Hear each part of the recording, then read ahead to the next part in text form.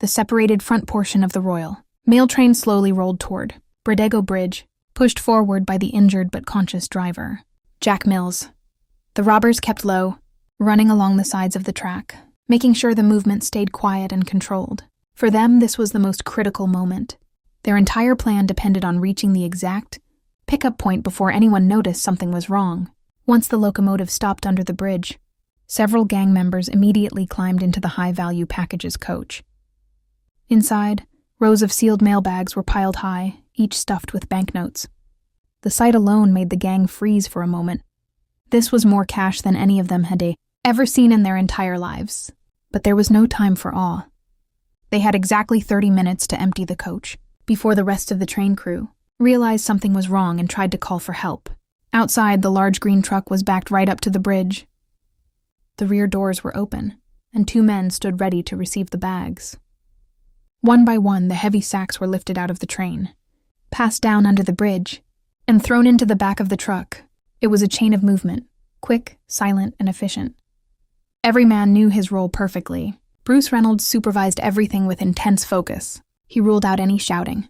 Only hand signals were allowed. The night felt painfully still, and even a loud breath could echo in the darkness. The robbers wore gloves to avoid fingerprints, and they stacked the bags carefully so they wouldn't tear or spill the money. Meanwhile, inside the locomotive, Jack Mills and his colleague David Whitby were tied up. Mills's head throbbed from the blow he had received earlier. He watched helplessly as the masked men moved with precision. The fear in his eyes showed that he still didn't fully grasp what was happening. This wasn't just a robbery. It was the biggest train heist in British history unfolding right in front of him. Back under the bridge, the bags kept coming. Green canvas sacks filled with $1 notes, $5 notes, and bundles tied with paper bands.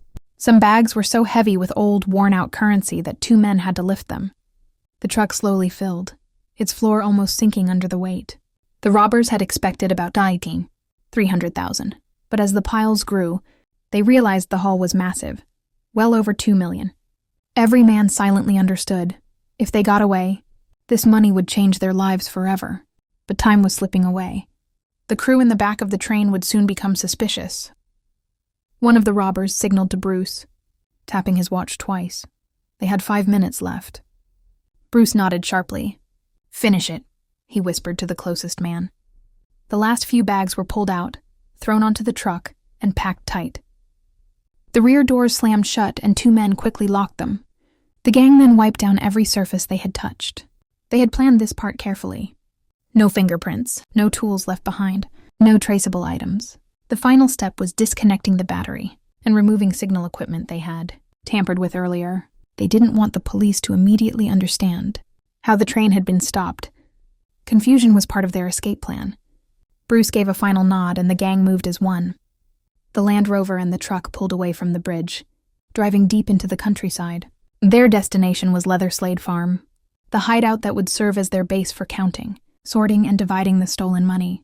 Inside the truck, several robbers sat among the money bags, exhausted but electrified by what they had just accomplished. One of them whispered, "We actually did it." Another tapped a sack beside him and said, "This one bag alone could buy a house." But even in that moment of success, Bruce remained alert. He knew their challenge wasn't over.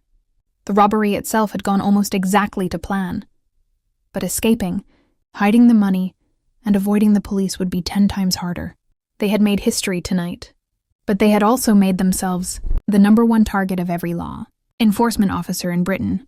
Back near Bradego Bridge, the remaining train crew finally realized something was terribly wrong.